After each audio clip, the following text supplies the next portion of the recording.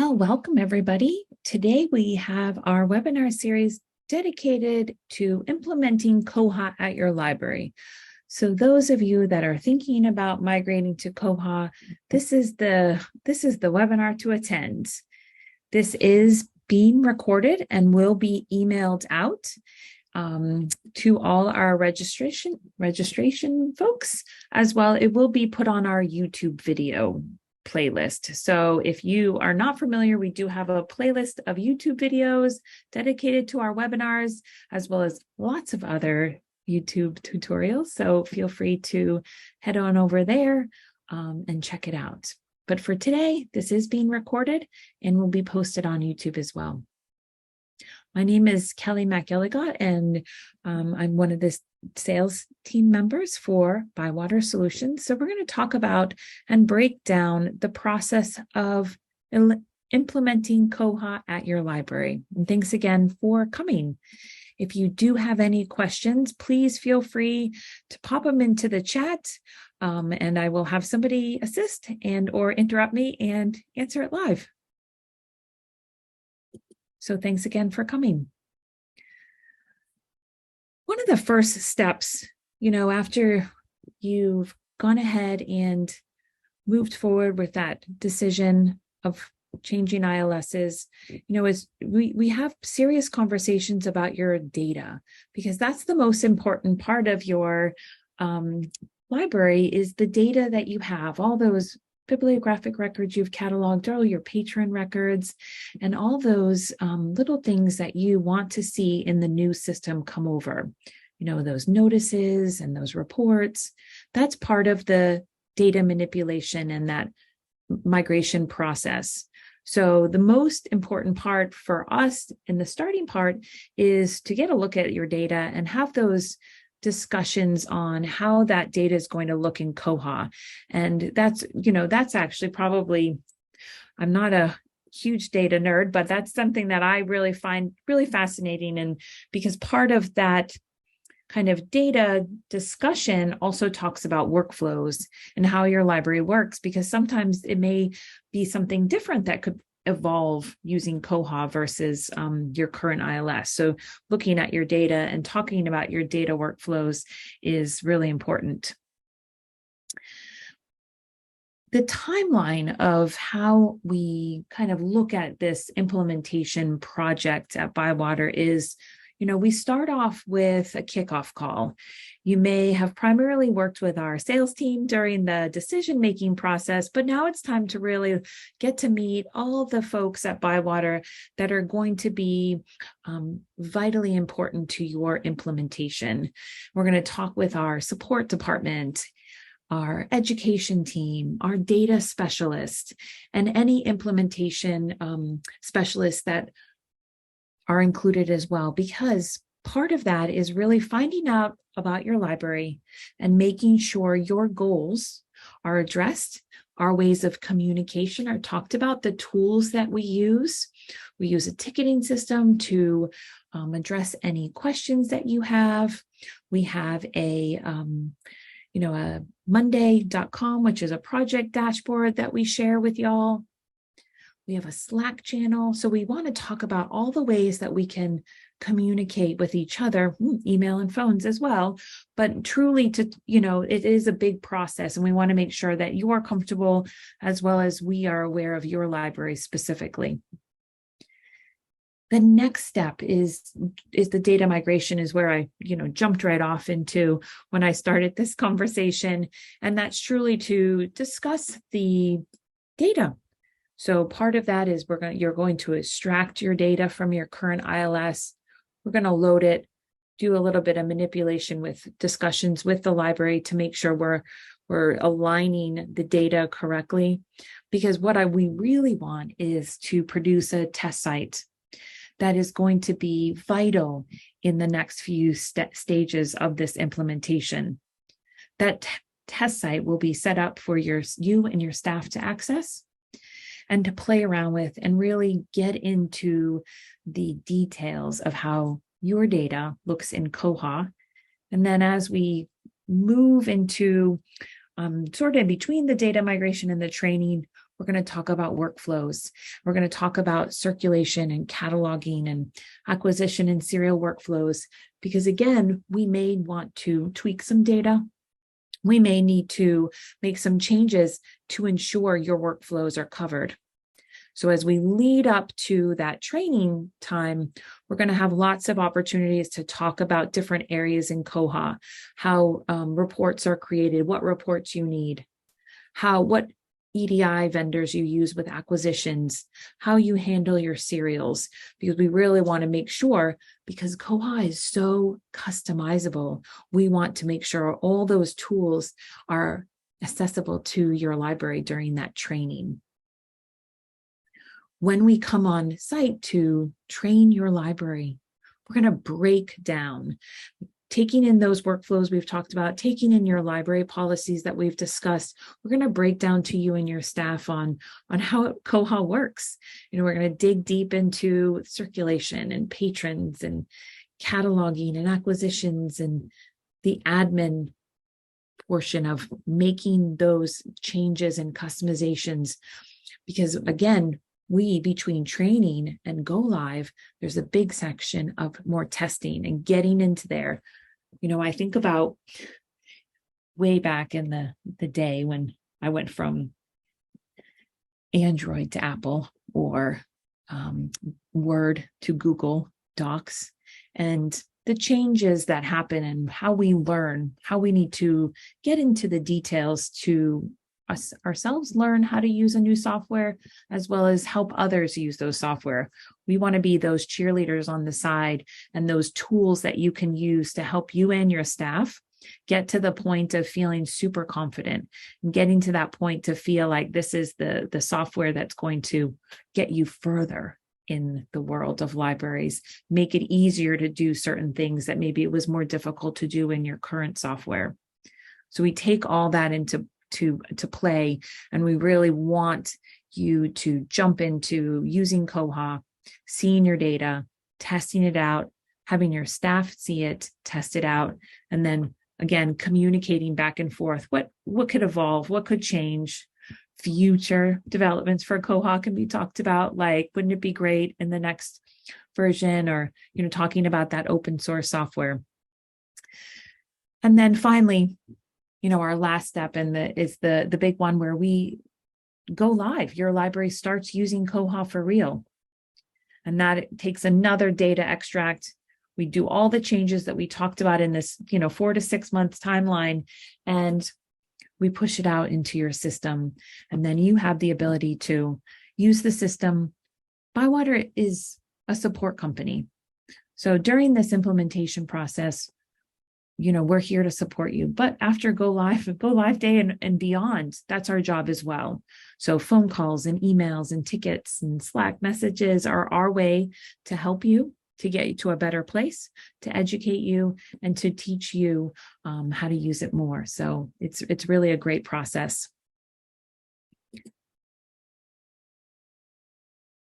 So let's break down, part of the data extraction that's going to happen is bibliographic records, we're going to take it all. Authority records, borrowers, checkouts, historic checkouts, fines, holds, serial data. Whatever you can grab from your ILS is what we want. We want to find a place for it. We want to push it in. We want you to see it. We want you to be able to utilize that existing data you have. We don't want to leave anything out. We won't leave anything out. If we can get it, we'll push it in there. So know that is something that is key, because we want it to be the most smooth transition and to not have any data loss. That would be catastrophic, in my opinion. I want you to be able to still run those reports, those annual reports comparing last year to this year or 10 years ago to this year. We want that information to be brought over. And again, anything else, sure, we'll look at it and let you know. During that time period of that data extraction and creating that test site for your library to evaluate and to make changes to, we talk about ways to organize and create your data in Koha. And there's a few areas, and it's one of those places in the migration process. It's probably the most difficult is terminology. So just talking about how the terms are maybe a little different. But we have patron categories. That's a way to identify different patrons within the system. Are they a youth patron? Are they a housebound patron? Are they a library organization patron? And then we can identify certain traits for each of those categories, such as, do they pay a fine when they, pay a fee every year? Can they be connected to children? So are they a guarantor or guarantee? How long can they check things out? What messages, preferences do they get? Do their passwords need to expire every 3, 6, 9, 12 months? There are very specific opportunities to identify patron categories in Koha and then to be able to really dig into those details, which is really fantastic. And finally, patron categories play into our circulation and fine rules. So you can identify how long a resident or a non-resident, adult or child can check out a book for versus a DVD, how many holds. So that kind of is another tool that we use to identify and help you create your circulation rules. That ties really into those item types. So this is, another way of calling it like a material type, a way to identify the format for your patrons so they can easily know that they're looking at a Blu-ray versus a DVD, or a large print versus a regular print. This also plays into circulation and fine rules, so you can identify how long that patron has the ability to check it out. We could go further into say like maybe bakeware or tools or seed packets. That's really where your item types are going as we really evolve. And what we can check out at the library is how we can put this in the proper place to have the libraries be able to identify those circulation rules. We have shelving locations. So this is a great place to talk about how your library is set up. Where do these items in your collection live? Working with hundreds of libraries with Bywater, we could probably list out a million places that libraries keep items, first floor, second floor, basement, office, garden shed, reading room, but all those are going to help your patrons and staff identify where material can be found. And those are your shelving locations. And finally, you have collection codes. Probably my favorite way of organizing things. I'm not really a good organizer, but I think of it as like when I'm baking, I want all my baking supplies in there, but maybe they shouldn't all live in the same place, but they're all baking. So I can easily open that and find all my baking area. But, in a library sense, maybe graphic novels will be a good collection, where we have graphic novels in children's and youth and adults and fiction and nonfiction. So they don't all live together, but they all could be easily searched and said, I'm really obsessed with graphic novels and I want to be able to read them regardless of what section of the library they're in. So that's a great example of collection code. Or maybe you have state history or state genealogy. And again, they may live somewhere else or all over the library. A way to organize it. It's amazing the opportunity that comes along when you do this migration, is you really could evaluate your collection in a whole and see what works best for our patron. We decided this 10 years ago, and maybe our patrons have evolved, terminology's evolved, how we search for things have evolved, and we really could go ahead and make those changes. So we can, of course, make any of those as we migrate into your data. We don't really like to get too technical. However, there are things that we talk about, like codes. This is really important to look at. I'm sure you have codes in your current ILS. I know there's like P numbers and unique numbers and just ways that we've kind of shortened things for our current system. Koha has those too. We like them short. We like 10 characters or less. We don't like to have a little ampersand or an exclamation. We don't want spaces. But knowing that those codes exist are not as important as knowing you can add descriptions to those codes. So it's not something you're going to have to remember. We can assert, of course, copy those codes right from your system to the other system, but you could always create new ones, but know that those codes are not a die-hard thing that you need to remember. There's always descriptions you're going to add, which is what your staff and patrons are going to see, not those codes.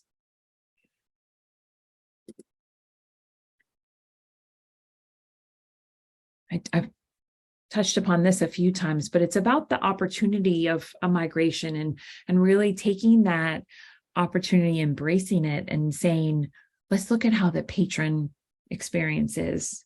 I've had some great libraries through these implementation actually bring in patrons within their library to explore the test site on the patron side to see how it looks and to look at it from a patron's perspective and make any adjustments to what they're saying. Look at how the patron sees it.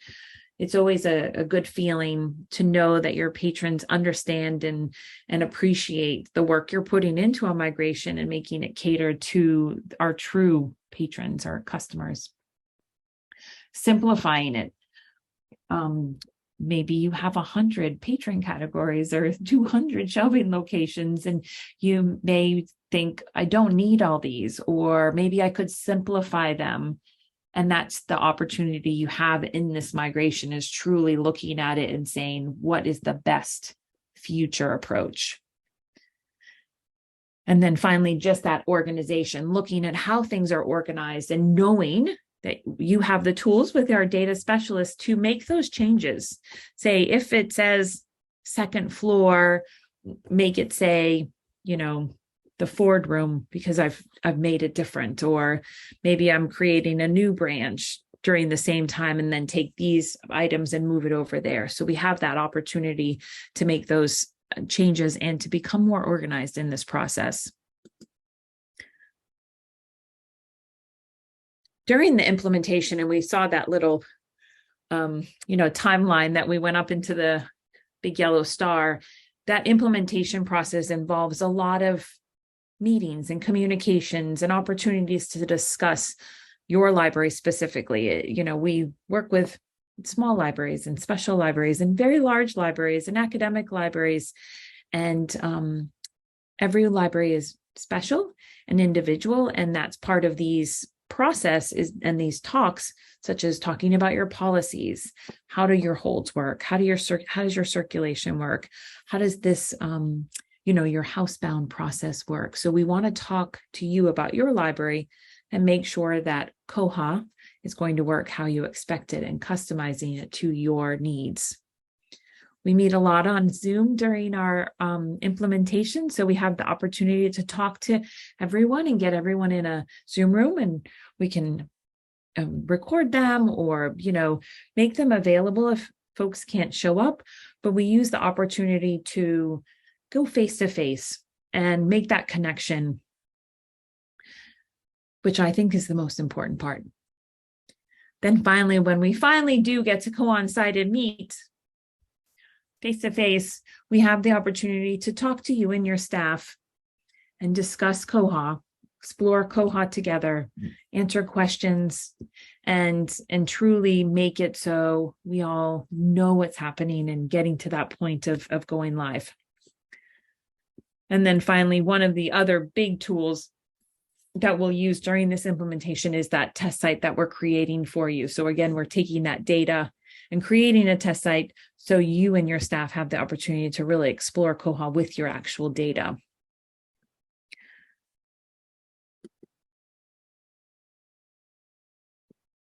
The most important part, and we go back to if we've changed softwares ever in our life between different areas of the world, getting in there, testing, making yourself comfortable. Where do I go? Do I go to the top left or the right left? Or is it a mouse operation or is it keyboard operation?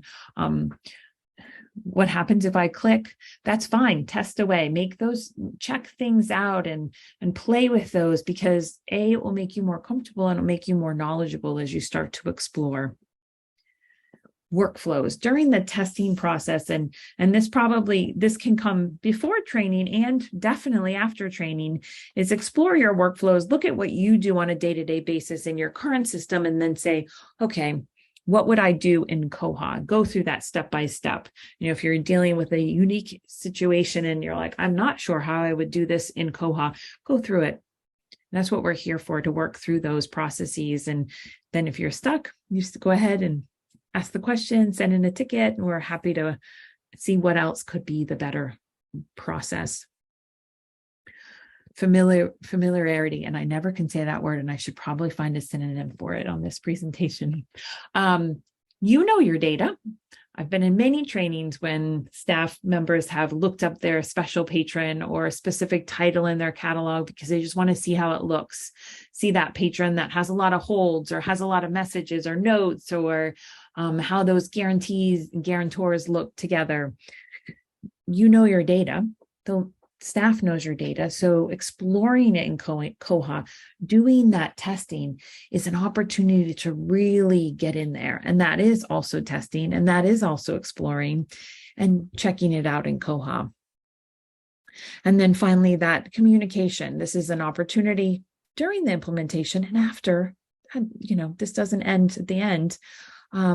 Talking to Bywater and seeing how things could change. Maybe it's not the best workflow and you need a different way. Or I know that talking to my colleagues, they may have completely come across that scenario in a different way, and that way may be better than the way I thought to do it. So having that communication and talking to your support company, Bywater.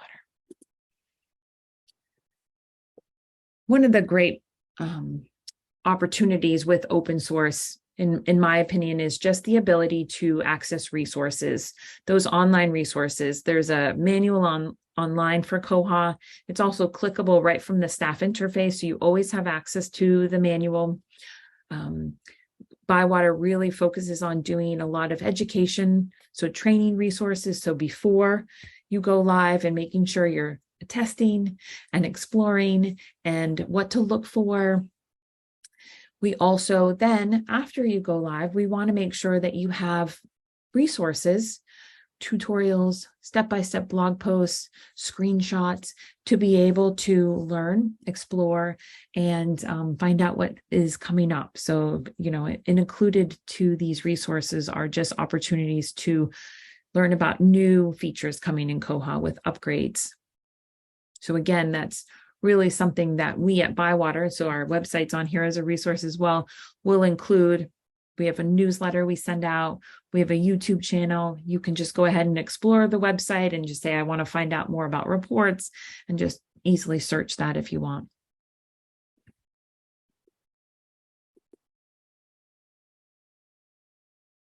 That communication is something I've said a few times, but it's good to know that that's kind of the most important part, is communicating and making sure that, this migration goes as successfully as we all want it to and seamlessly.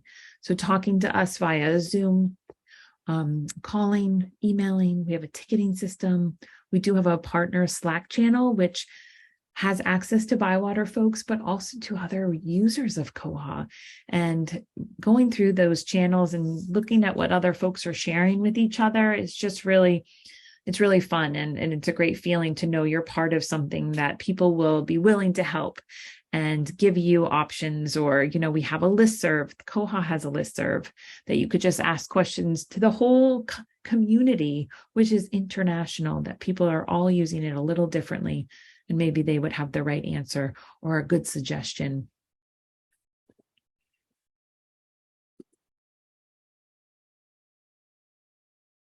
Koha is open source, so it is built on community. There are millions of users all over the world. So this is not specific to North America. This is used all over. So knowing that those are your resources, that's your community, it's just really fantastic. And you do have the opportunity to talk to those users, again, through the Koha listserv. We have a Koha conference once a year, which, because it's international, it's different countries. Last year it was in Kansas. This year it's in Finland. Next year, it's going to be in Montreal. So that's, it's really exciting to know that you could meet lots of different users of Koha. Integrations, we work with several different third-party vendors to integrate all the different things that libraries do, whether they're using some sort of financial management tool or PayPal, or using your, e-resources, so Overdrive and Cloud Library and Hoopla and Canopy. And then you have your third-party like self-checkouts and RFIDs.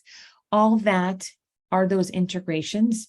We do that. There's no charge to integrate that. That's part of our implementation process, is to make sure those SIP devices get connected in Visionware or Comprise, making sure your self-checkouts and all the things are integrated into Koha. We talk about open source, and there are opportunities for development. So a library could say they would like this fantastic thing to make something easier in their library. And you have the opportunity to make comments and give feedback and test that. So that is another part of about being an open source. But not only that, you actually get any development that comes in Koha. So regardless if you've made any feedback or you paid for it, you're still going to have that opportunity to use that. So it is, again, a community in that way. And kind of looking at everything on this page, just sharing those ideas with others and talking about the future, the current use of Koha, and just exploring that process.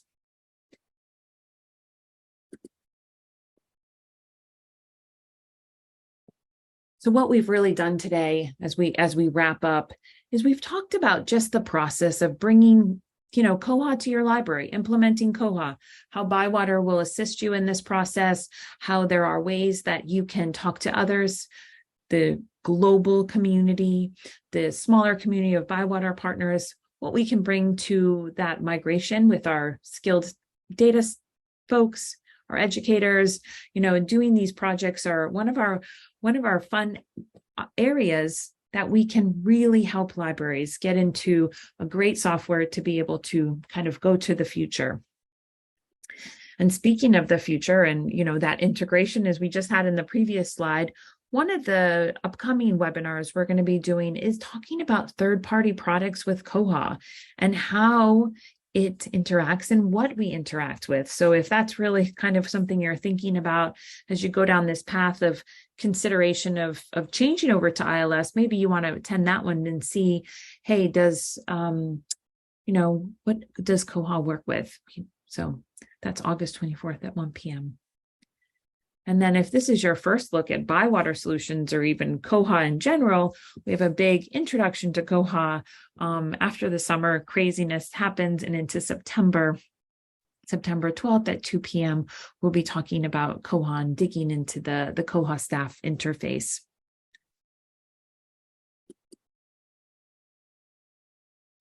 If you have any questions, please don't hesitate to call, reach out through our email, and let us know how we can help this process of moving over to Koha in the future.